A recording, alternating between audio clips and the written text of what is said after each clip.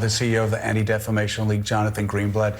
Jonathan, your thoughts on this day? So hard. I mean, this is a solemn day that, to paraphrase President Roosevelt, will live in infamy.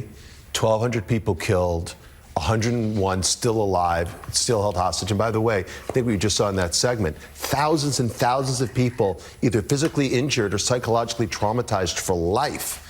And what's so scary is this happened, Joe and Mika and Jonathan, and yet somehow it triggered not a wave of empathy, but a wave of hate here at home. We've seen over 10,000 anti-Jewish incidents over the last 12 months. It's extraordinary. So Jonathan, let's talk about that a little further. The sort of state of anti-Semitism, well chronicled, disturbingly so. The rise in the immediate aftermath of the attack. Now we are a year later. Where are we?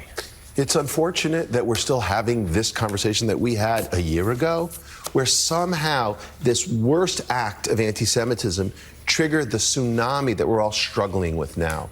On college campuses, the issue's been very acute, but in public places as well. 150 assaults, 1,800 plus acts of vandalism, more than 8,000 acts of harassment. And even today when we want to honor the memory of those people who were killed, there is a quote-unquote week of rage being launched in New York City by pro-Hamas organizations. I mean, imagine that. Imagine if on 9/11, a day when we commemorate those who were killed, a group of people want us to equivocate and actually celebrate Al-Qaeda.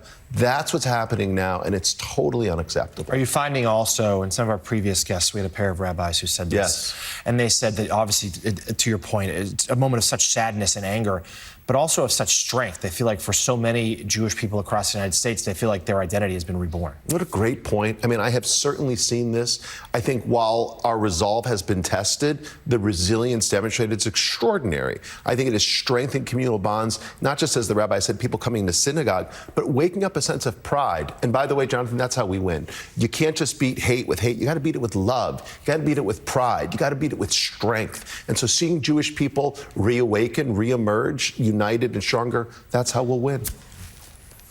Yes, CEO of the Anti-Defamation League, Jonathan Greenblatt, thank you very